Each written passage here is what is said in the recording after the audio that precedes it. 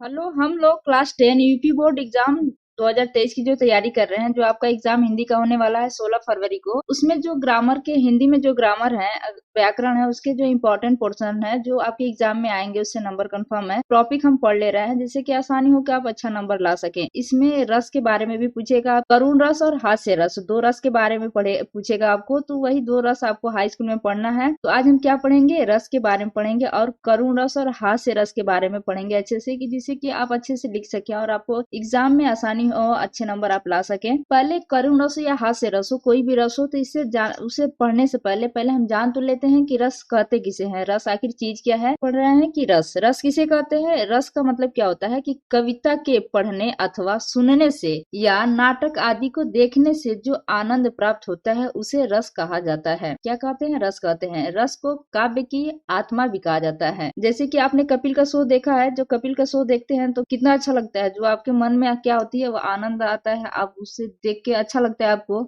उसी तरह कविता पढ़ने और सुनने में जो हमें आनंद मिलता है, कुछ कविता ऐसी होती है आपको कि जिसे कि उसमें रोने वाला जिक्र होता है, कुछ कविता में आपको हंसने वाला, कुछ कविता में आपके डर, ऐसी करके बहुत सारी कविताएं आप देखेंगे तो कोई हंसने वाली है, कोई रोने वाला है। उसी रस नाटक और कविता को क्या होता है, आदि को देखने या सुनने से जो आनंद आपके अंदर पैदा होती है उसी को हम क्या कहते हैं, रस कहते हैं। और हम जानते हैं कि भरत मुनि है, इन्होंने क्या कहा है, इन्होंने कहा है कि रस के बारे में जो विभाव, अनुभाव तथा संचारी भाव, संचारी भाव को क्या बोलते हैं, व्यभिचारी भाव भी बोलते हैं। तो विभाव, अनुभाव तथा संचारी भाव के संयोग से रस की निष्पत्ति होती है। मतलब रस जो है आपके अंदर जो उत्पन्न होता है वो विभाव, अनुभाव और संचारी भाव सारे मेल से तो आपके अंदर रस उत्पन्न हुआ है। इसका मतलब ये है कि कोई मूवी है, उसमें के अंदर जो हंसने वाले सीन है तो आप हंसेंगे, रोने वाला सीन है तो रोएंगे, तो वो चीजें उसमें है, तो वही है विभाव, अनुभाव और संचारी भाव। रस के अंग, रस के अंग या अवयव क्या है, तो रस के अंग और अवयव कितने हैं, तो रस 4 अंग है, रस के 4 अंग है या 4 अवयव हैं। पहला क्या है, अस्थाई भाव, दूसरा है विभाव, तीसरा है अनुभाव, चौथा है संचारी भाव या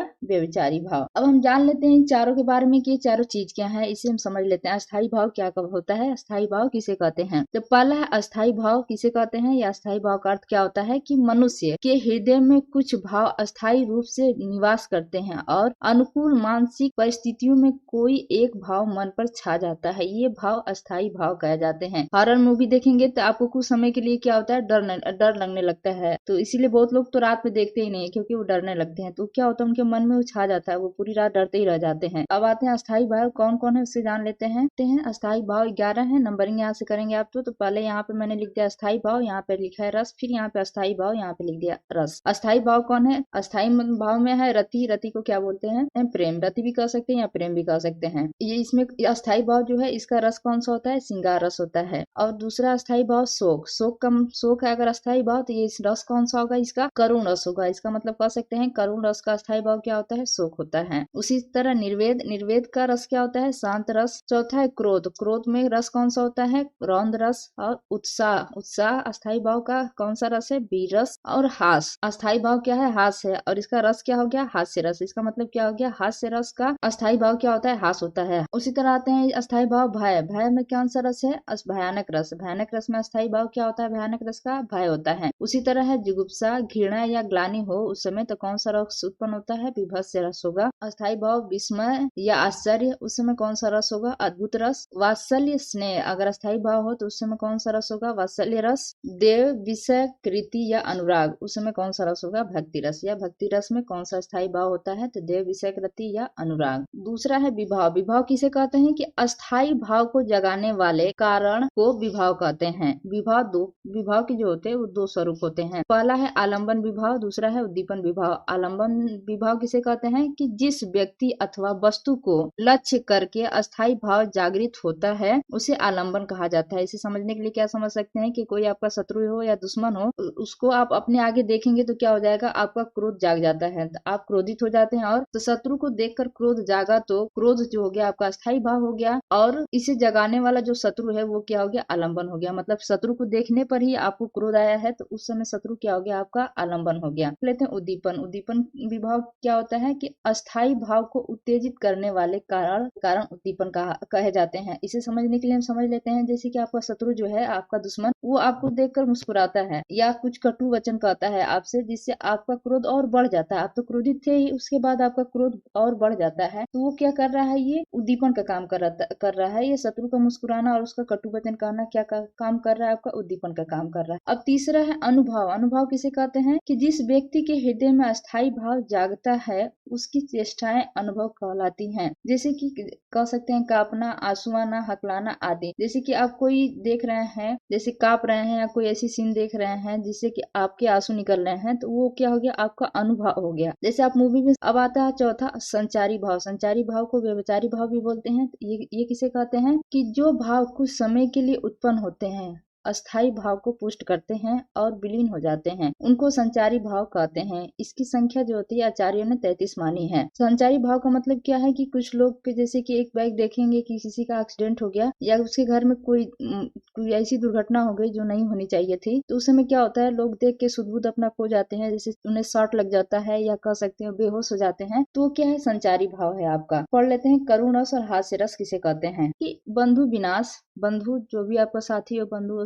कोई भी हो, आपका प्रिय व्यक्ति, उसका विनाश हो जाना। और बंधु मतलब कोई भी हो सकता है, आपका व्यक्ति, दोस्त, मित्र है, उसका वियोग, उससे आप अलग हो गए, उसका वियोग। और द्रव्य नाश, बॉडी का जो शरीर का मर जाना। और प्रेमी के सदैव के लिए बिछुड़ जाने से करुण रस उत्पन्न होता है। जो सदैव के लिए बिछड़ जाना मतलब कि उनका मर जाना, वो एक दूसरे से मर गए या कभी मिल नहीं सकते हैं, कभी भी एक दूसरे से, वहां मिलने की कोई आशा ना हो, वो एक दूसरे से ही अलग हो जाना हमेशा के लिए, वहां पे क्या होता है, करुण रस होता है। ऐसा है। या एक और परिभाषा है जो आपको आसान लगे कि जब प्रिय व्यक्ति या मन चाही वस्तु के नष्ट होने पर हृदय शोक से भर जाए, वह तब करुण रस जागृत होता है। या इसके अलावा भी एक और है इसे भी आप लिख सकते हैं कि शोक नामक अस्थाई भाव के रस दंसा को प्राप्त करने पर करुण रस उत्पन्न होता है। तो उदाहरण देख लेते हैं। उदाहरण दिया है कि मेरे हृदय के हर्षहा अभिमन्यु अब तू है कहाँ। इसका स्पष्टीकरण आप जान लेते हैं, हमने क्या पढ़ा इसमें। इसके रस के अवयव में 4 थे। कौन था? अस्थाई भाव, विभाव, अनुभव और संचारी भाव। आप इसे लिख देते हैं तो आपको अच्छा नंबर मिलता है। अभी हम जान गए कि इसका अस्थाई भाव क्या होता है, करुण रस का शोक है। मतलब विवाह में 2 था, आलंबन और उद्दीपन। इसमें अभिमन्यु क्या जो है, मृत शरीर, मतलब अभिमन्यु जब मर जा रहे हैं तब यहाँ पे दिया। आलंबन में क्या, अभिमन्यु का मृत शरीर क्या है, ये आलंबन है। और उद्दीपन में क्या हुआ, शोकाकुल वातावरण, वहां का वातावरण जो है वो शोकाकुल है, इसलिए वो क्या कर रहा है, उसको और बढ़ावा दे रहा है, उनका काम कर रहा है वहां पे। और अनुभव क्या होगा, जब भी वो किसी अपने अभिमन्यु के मृत शरीर को देख रही है, क्या हो रहा है, वो रो रही है, मतलब आंसू आना या रोना, कुछ भी आप कह सकते हैं। और उसके बाद संचारी भाव में क्या हो गया कि उसे रोते रोते घबरा रह के, जैसे कि लोग होता है ना, ज्यादा दिक्कत होता है तो लोग बेहोश हो जाते हैं, तो वही हो जा रही है कि जड़ता आ जा रही है, मतलब स्थिर हो जाना। हास्य रस किसे कहते हैं, वेशभूषा, वाणी, चेष्टा आदि की विकृति को देखकर हृदय में जो विनोद का भाव जागृत होता है वह हास्य रस कहा जाता है। यही हास्य जब विभाव, अनुभव तथा संचारी भाव से पुष्ट हो जाता है तो उसे हास्य रस कहा जाता है। वेशभूषा मतलब कि आपका पहनावा, अगर कोई आपने देखा है, पीके देखा है कि शर्ट कोई और शर्ट पहन लेता है, ऊपर का लेडीज ड्रेस और नीचे का जेंट्स, और जो वेशभूषा उसका अलग टाइप का हो जाता है, तो उसे देख कर भी लोग हंसते हैं, उसके बोलने का तरीका भी देख के हंसते हैं। आदि विकृति मतलब कोई नाटा, कुछ लोग होते हैं, जैसे कि आपने देखा होगा नाटक में जो जोकर बने होते हैं लोग, तो उनको देख कर क्या होते हैं, हृदय में जो विनोद का भाव जागृत होता है उसे क्या बोलते हैं, हास कहते हैं। और उसके बाद यही हास जब विभाव, अनुभव तथा संचारी भाव से पुष्ट हो जाता है तो उसे क्या बोलते हैं, हास्य रस कहा जाता है। उदाहरण के लिए हम देख लेते हैं। उदाहरण में क्या दिया है कि नाना वाहन नाना वेशा, बिहसे शिव समाज निज देखा, कोई मुखहीन विपुल मुख का हूँ, बिन पद कर कोई बहुपद बाहूं। इसका स्पष्टीकरण करते हैं। तो इसमें अस्थाई भाव क्या होगा, ये हास्य रस है तो क्या होगा, हास होगा। विवाह में आलंबन और उद्दीपन देख लेते हैं। आलंबन में क्या है, शिव समाज आलंबन में हो गया, और उद्दीपन में क्या हो गया, विचित्र वेशभूषा, जो इनकी वेशभूषा होती है उसमें विचित्र है, तो इसकी वेशभूषा विचित्र है, जिसे देखकर क्या है, हंस रहे हैं। अनुभव में क्या हो गया, हंस रहा, तो शिव जी का हंसना क्या हो गया, अनुभव हो गया। असंचारी भाव में क्या हो गया, रोमांच, हर्ष। आपको देखने के बाद क्या हो रहा है, रोमांच हो रहा है और हर्ष हो रहा है, चापल्य, ये क्या है, आपका संचारी भाव हो गया है। इसके आगे जो भी टॉपिक है उसे हम पढ़ लेंगे। और आपको हमारा वीडियो अच्छा लगे तो प्लीज लाइक एंड सब्सक्राइब कीजिए। Thank you for watching.